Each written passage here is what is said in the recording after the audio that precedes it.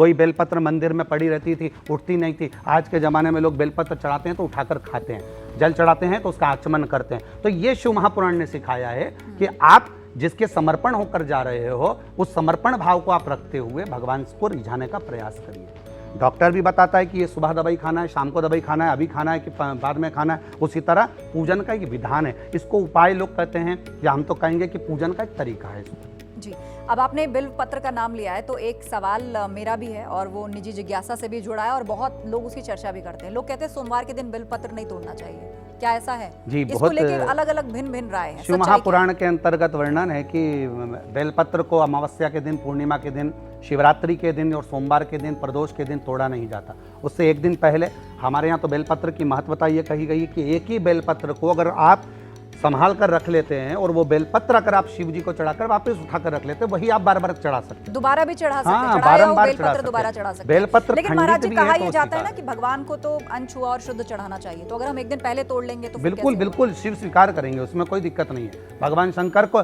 ये नहीं है कि आपका एक दिन पुराना बेलपत्र है तो भगवान शंकर स्वीकार नहीं करेंगे। जब मुर्दे की भस्म स्वीकार कर सकते हैं, जब चंड का भाग स्वीकार कर सकते हैं, तो ये तो भगवान शंकर पर बेलपत्र है, अक्षत है, आप दिल से रिझाने का प्रयास करिए, वो सब स्वीकार करेगा। अंशिका का रुख कर लेते हैं, जनता के कुछ सवाल हैं।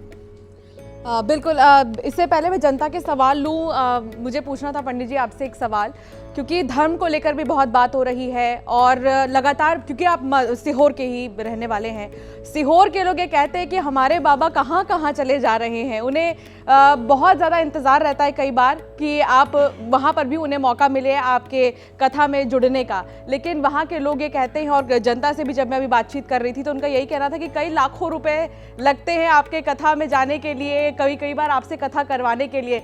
इतने महंगे बाबा कैसे हो गए हमारे? देखिए, बाबा तो महंगे हुए नहीं हैं।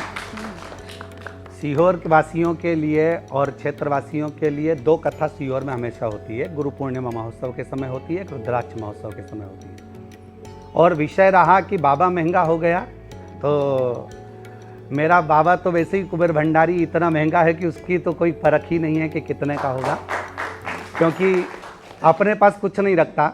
वो जो भी कुछ रखता है लंकापति रावण को दे देता है, कभी भस्मासुर को दे देता है, कभी किसी को दे देता है। हम जितनी कथा अपने समय पर करें हैं, जितनी कथाओं का स्मरण यहाँ पर आप कहीं पर भी किसी भी यजमान के यहाँ जाकर पूछ सकते हैं कि सीहोर वाला बाबा आज भी अपने ही किराए से आता है, अपने ही किराए से जाता है। दिल्ली में भी कथा कर रहा हूँ तो दिल्ली वालों से जाकर पूछ सकते हैं कि यजमान क्या हमको भोजन करा रहा है। हमारे लिए हमारे जो भक्त जो हमसे जुड़े हुए हैं, हम उनको कह देते हैं, उनके यहाँ से सुबह भोजन का बनकर आ जाता है, रोटी और मूंग की दाल, वो हम पाकर अपना आनंद पा लेते हैं। होर्डिंग नहीं है, बैनर नहीं है, फिर भी लाखों की भीड़ कैसे है? तो ये तो शिव जी को सुनने वाले हैं, शंकर जी को भजने वाले हैं। ये प्रदीप मिश्रा के लिए नहीं आते हैं और प्रदीप मिश्रा के लिए कभी आए भी नहीं। हम तो यही चाहते हैं, ये आए भगवान शंकर के लिए, शिवालय तक जाएं, शिवालय से अपने घर तक जाएं। और अभी भी जो भीड़ है, भले होर्डिंग एक नहीं लगता है, किसी कथा में होर्डिंग नहीं लगते, पर वो शिव को मानते हैं और शिव के लिए आते हैं। वो हमारे